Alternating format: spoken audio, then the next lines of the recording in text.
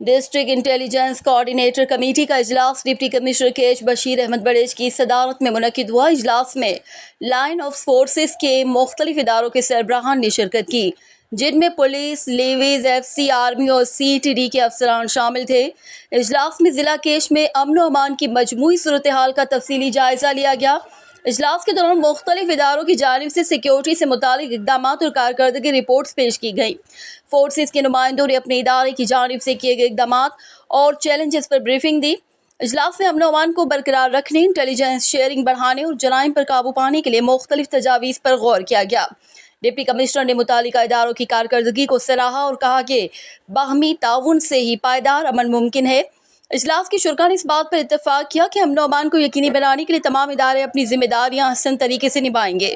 اجلاس میں دہشت گردی، منشیات و دیگر جرائم کے خلاف مشترکہ حکمت عملی اپنانے پر بھی زور دیا گیا۔